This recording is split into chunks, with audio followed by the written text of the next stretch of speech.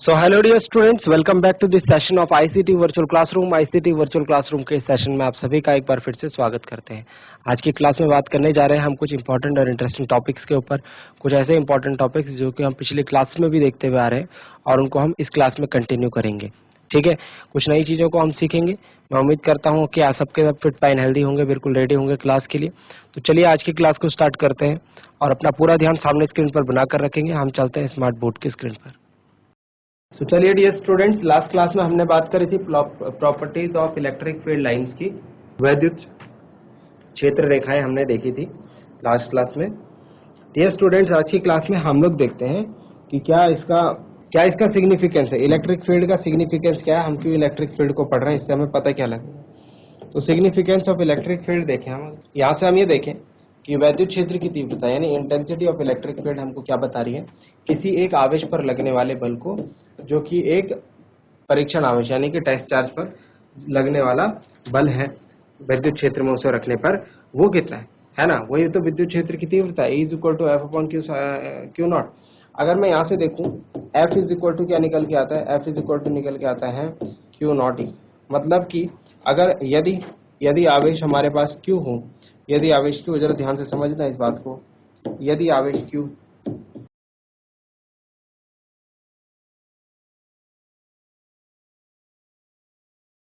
को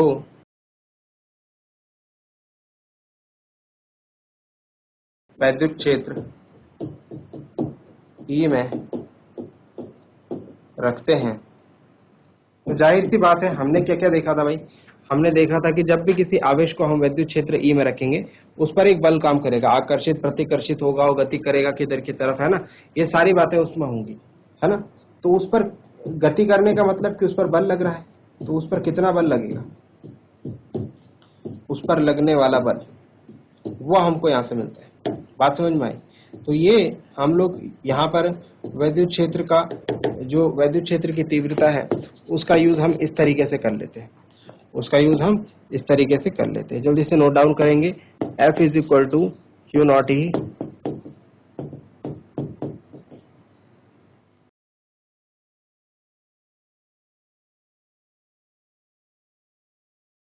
चलिए note down करें।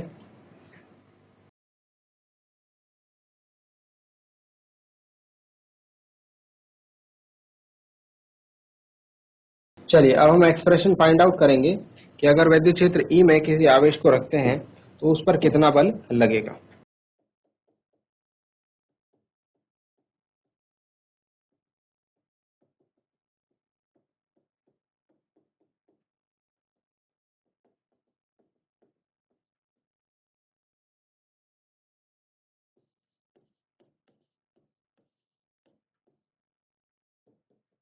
ये आवेश को हम कहते हैं परीक्षण आवेश, test charge.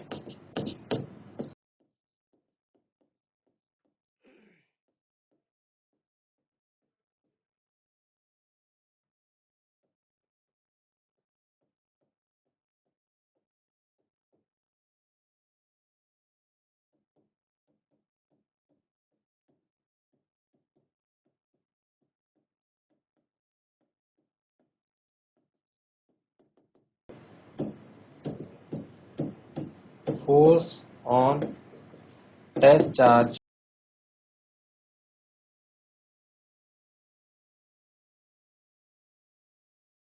Q naught placed in electric field।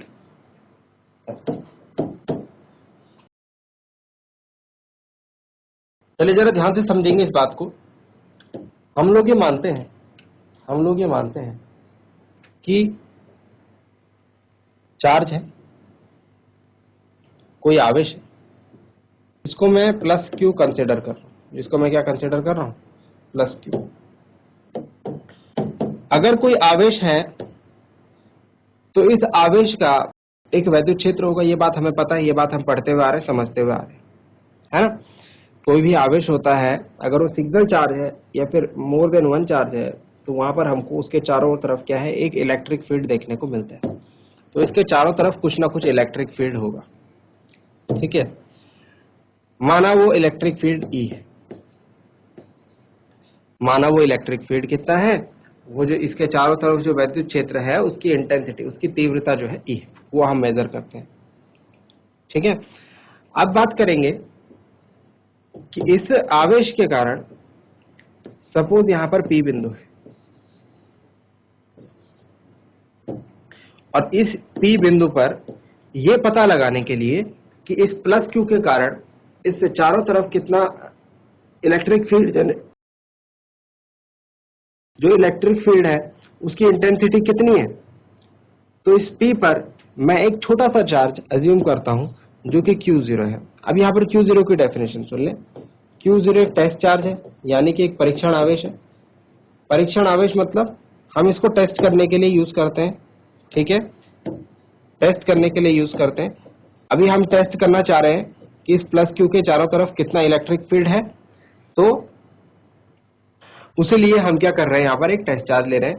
ये यूनिट या फिर ऐसा कह रहे हैं वेरी स्मॉल पॉजिटिव चार्ज होता है, बहुत छोटा अत्यंत लघु धनावेश, अत्यंत लघु धनावेश को क्या कहा जाता है, परीक्षण आवेश। बात ध्यान रखेंगे। चलिए मान लेते हैं ये जो बीच की दूरी है इन दोनों आवेशों को मिलाने वाली रेखा की, ये स्मॉल r है, ये भी मान लिया जाए। और इसके साथ ही साथ इस आवेश Q0 पर इस आवेश प्लस Q के वैद्युत क्षेत्र के कारण कुछ ना कुछ बल लग रहा होगा, है ना। माना Q0 आवेश पर प्लस Q आवेश के कारण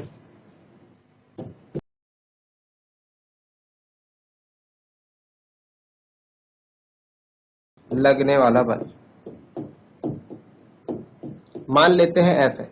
और इस F को आप कैसे निकाल सकते हैं, इस F को आप निकाल सकते हैं कूलाम के नियम से। कूलाम के नियम से कैसे निकालते हैं, 1/4 पाई एप्सिलॉन नॉट, पहला आवेश दूसरा आवेश बटे बीच की दूरी का वर्ग, मतलब Q नॉट अपॉन बीच की डिस्टेंस R का स्क्वायर न्यूटन।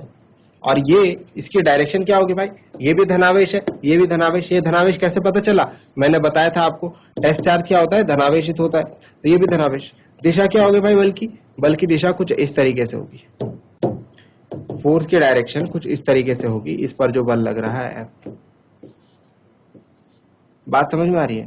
तो डायरेक्शन के लिए क्या लिखेंगे, डायरेक्शन के लिए हम लिखेंगे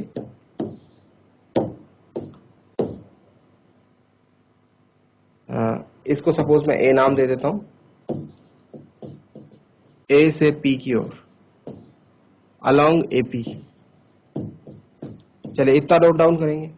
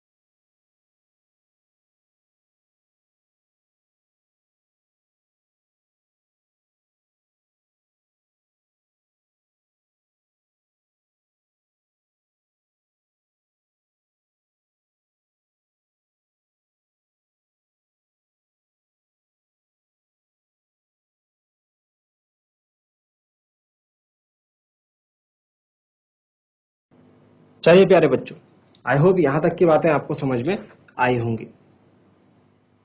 अब बात करते हैं इससे आगे। हमें क्या पता लगाना था?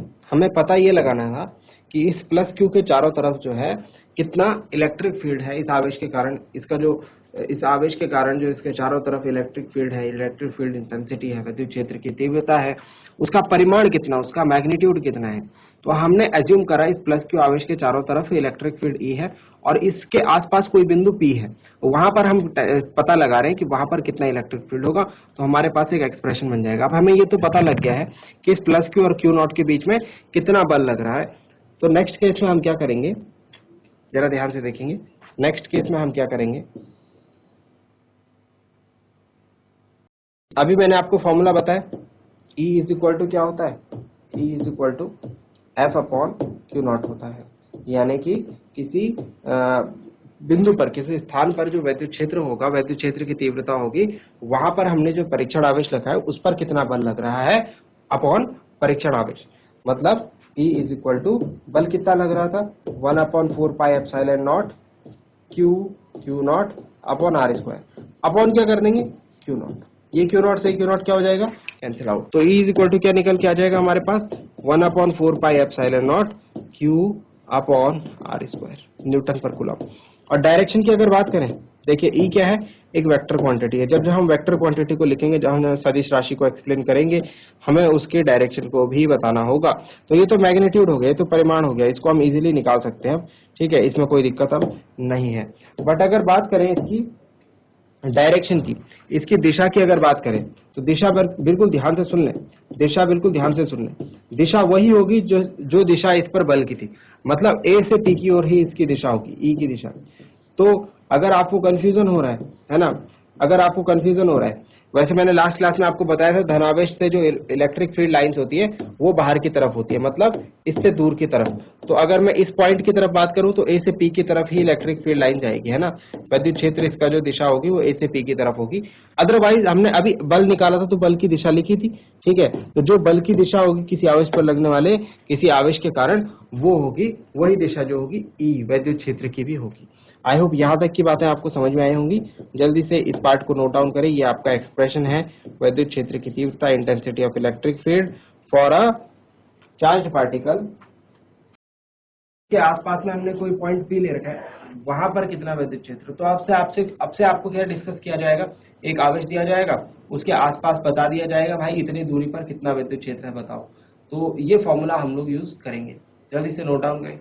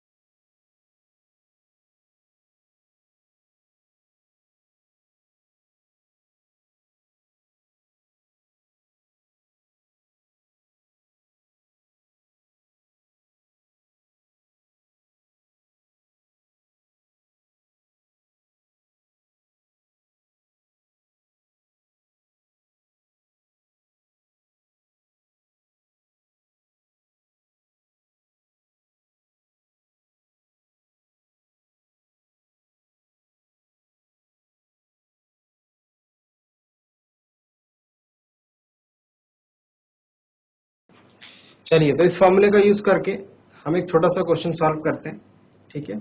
और इस क्वेश्चन को सॉल्व करके हम देखेंगे कि किस तरीके से हम इलेक्ट्रिक फील्ड को कैलकुलेट कर सकते हैं।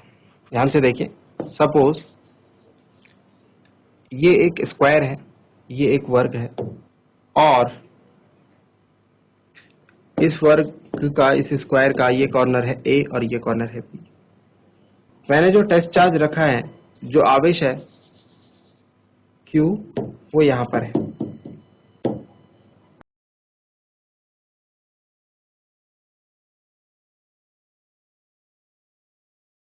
और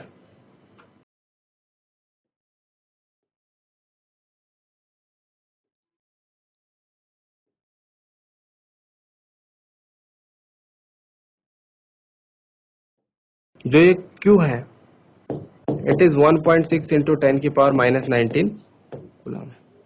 हमको बी पॉइंट पर इस Q की वजह से कितना इलेक्ट्रिक फील्ड होगा ये बताना है।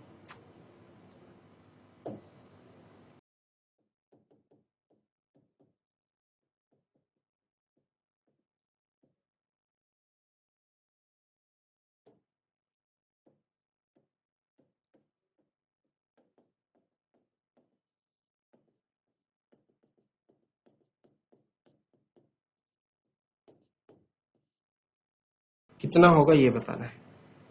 आपको एक बात बता देता हूं, इस स्क्वायर की जो साइड है वो ए है। चलिए, क्वेश्चन को करेंगे, 3 मिनट्स का टाइम, ठीक है, जैसे हम करते हुए आते हैं। 3 मिनट्स में क्वेश्चन इजीली सॉल्व हो जाएगा। हल्का सा दिमाग लगाएंगे तो क्वेश्चन इजीली सॉल्व हो जाएगा। क्वेश्चन को ट्राई करें और फिर मैं आपको क्वेश्चन का सॉल्यूशन बताता हूँ।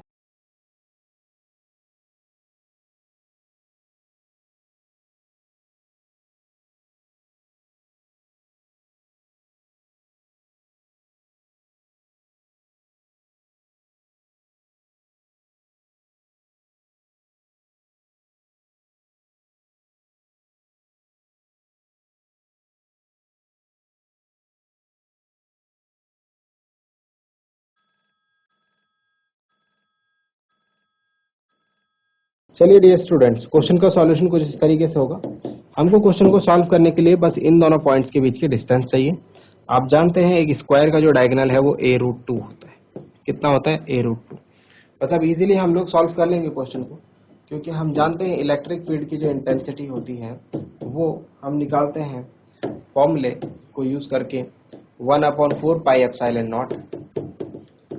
जो चार्ज है हमारे पास Q, जो कि हमें दे रखा है 1.6 इंटू 10 की पावर माइनस 19 कूलम, अपॉन जो डिस्टेंस है ए और बी के बॉन्ड की, दैट इज a√2 और उसका स्क्वायर। जरा से इसे सॉल्व करेंगे। 1/4 पाई एप्सिलॉन नॉट की वैल्यू होती है 9 इंटू 10 की पावर 9 न्यूटन मीटर स्क्वायर पर कूलम स्क्वायर इंटू 1.6 इंटू 10 की पावर माइनस 19, नीचे हो जाएगा 2a square.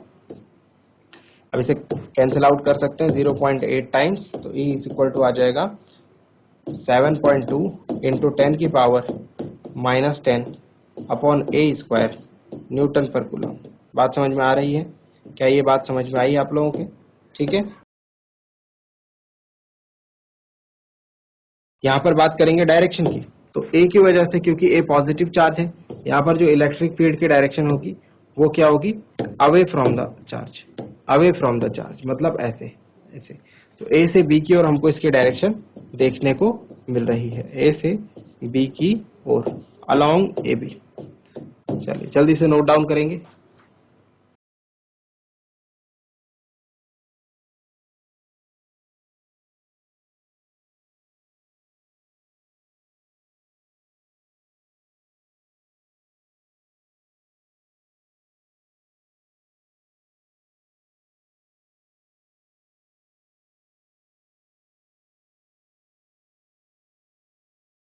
So dear students, I hope आपको आज की क्लास में जो बातें बताई गई वो आपकी समझ में आई होंगी, आपको इंटरेस्टिंग लगी होंगी, और साथ ही साथ आपने नोट डाउन भी किया होगा। ये भी उम्मीद करता हूँ घर से आप इन चीज़ों को एक बार रिवाइज करके जरूर लाएंगे। मिलते हैं अगली क्लास में ऐसे ही किसी इंपॉर्टेंट और इंटरेस्टिंग टॉपिक के साथ। क्लास से जुड़ने के लिए आप सभी का बहुत बहुत धन्यवाद। Thank you very much and have a nice day.